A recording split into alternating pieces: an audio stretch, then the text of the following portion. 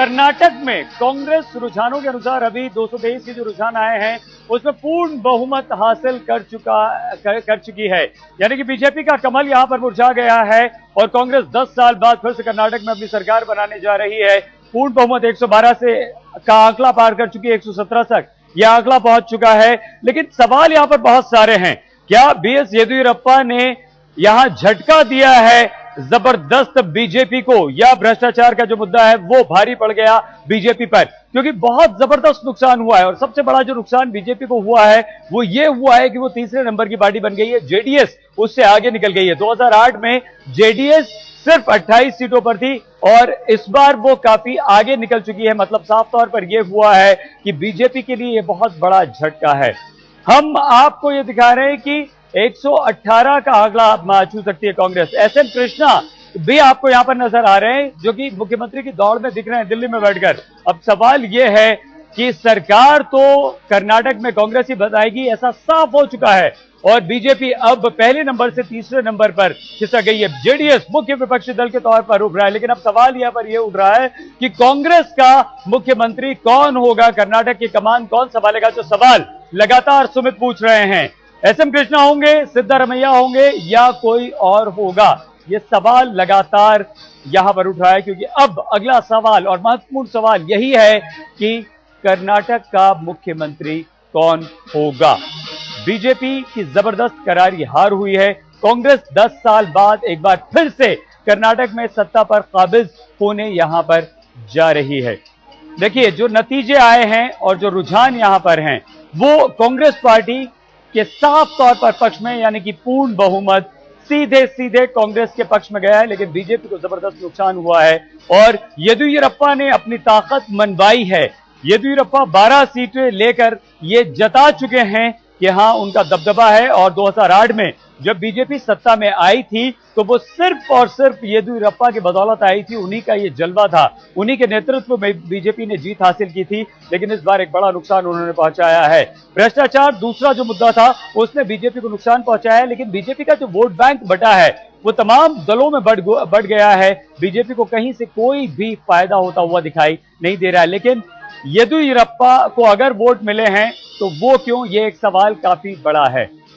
लेकिन VIP candidates, कुछ ऐसे कैंडिडेट्स हैं जिन पर नजर हम डालें जो चुनाव मैदान पर थे, उनका क्या हुआ, क्या वो जीते या हारे? ज्यादातर ऐसे बड़े नेता, चाहे वो किसी भी दल के हों, कांग्रेस के हों, जेडीएस के हों, बीजेपी के हों या वो कर्नाटक जनता पक्ष यानी कि येदियुरप्पा की पार्टी के हों, वो भी जीत हासिल कर चुके हैं। यानी कि एकाध अगर नतीजा ईश्वरप्पा का अगर हम बात करें, जिसको जो नतीजा भी आना बाकी, जो कि पीछे चल रहे थे, उन्हें छोड़कर बाकी तमाम वो बड़े नेता, बड़े वो वीआईपी जो चुनाव मैदान में मौजूद थे बीएस येदियुरप्पा के साथ, वो भी आगे चल रहे थे और वो भी जीत हासिल कर चुके हैं या जीत हासिल करने की राह पर आगे बढ़ चुके हैं। क्योंकि रुझान नतीजों में परिवर्तित होने शुरू हो चुके हैं और ज्यादातर वही परिवर्तन हमें देखने को भी यहां पर मिल रहा है। तो ये वो हम आपको वीआईपी दिखा रहे हैं यहां पर।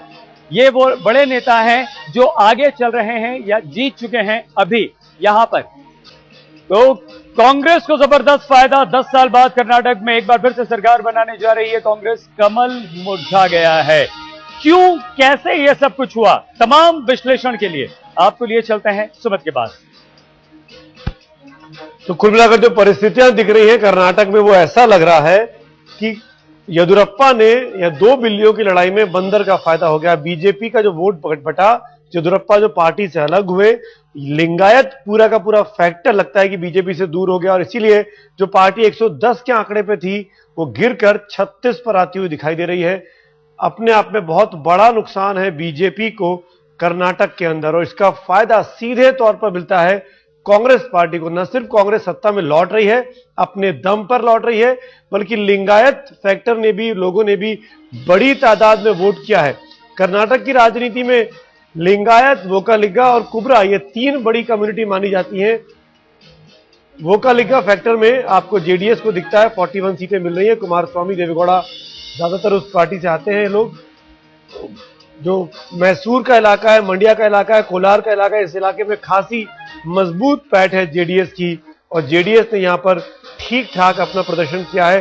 पिछली बार के मुकाबले लगभग 1.5 गुना ज्यादा सीटें जेडीएस के खाते में आ रही है और जेडीएस इसीलिए नंबर 2 पर उभर कर आई है।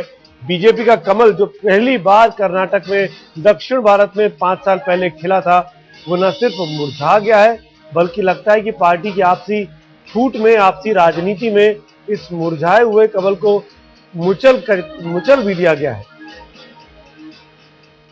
कांग्रेस 116 सीटों के साथ नंबर 1 पर आ गई है। बिल्कुल साफ स्पष्ट होता जा रहा है कि कांग्रेस अपने दम पर सरकार अब बेंगलुरु में बनाएगी।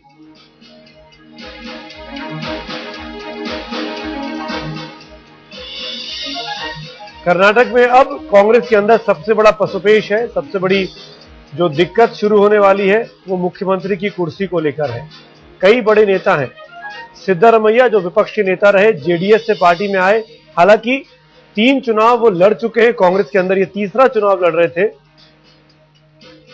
अपने आप को मुख्यमंत्री के तौर पर आज सुबह के बयान में पेश भी कर चुके हैं, ये कहते हुए कि हक तो मेरा बनता है, अब पार्टी तय करे, आलाकमान तय करे। एक और बड़े नेता है मल्लिकार्जुन खड़गे, केंद्र में श्रम मंत्री हैं, उन्होंने भी इस रेस में अपने आप को झोंक दिया है, ये कहते हुए कि मुख्यमंत्री बनना तो मेरे लिए जरूरी है, बाकी जो आलाकमान तय करेगा।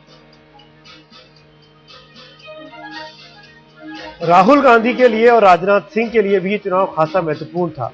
राजनाथ सिंह अध्यक्ष बने जनवरी के महीने में और उसी के 5 दिन पहले राहुल गांधी उपाध्यक्ष बने कांग्रेस पार्टी के लिए। सीधे तौर पर दोनों की अगुवाई में पहला चुनाव लड़ा गया और उसमें इस लड़ाई में कम से कम राहुल गांधी ने राजनाथ सिंह को पीछे छोड़ दिया है, ये कहा जा सकता है। हालांकि अलग बात है कि दोनों ही नेताओं ने बहुत गिने चुने दिन कैंपेन किया। जो स्थानीय नेता थे उनको ज्यादा श्रेय दिया जाना चाहिए, उनके कामकाज को या उनकी नाकामयाबियों को। अगर हम बीजेपी की बात करें कि उनकी वजह से पार्टी को वहां पर इतनी बड़ी हार का सामना करना पड़ा है। बेंगलोर की शहर की जब उस पूरे कॉन्स्टिट्यूंसी की बात करें तो कुल 32 सीटें हैं और 32 में से 16 कांग्रेस के पास आ रही हैं, 10 बीजेपी के पास हैं, 5 जेडीएस। कुल मिलाकर यह जगह बीजेपी का गढ़ था। यहां पर कांग्रेस को और अच्छा करना था, कांग्रेस को उम्मीद थी कि बहुत अच्छा करेगी, लेकिन अच्छा तो किया पर उतना अच्छा नहीं किया जितनी की पार्टी को उम्मीदें थी। और बीजेपी के लिए सेटबैक रहा ये नतीजा।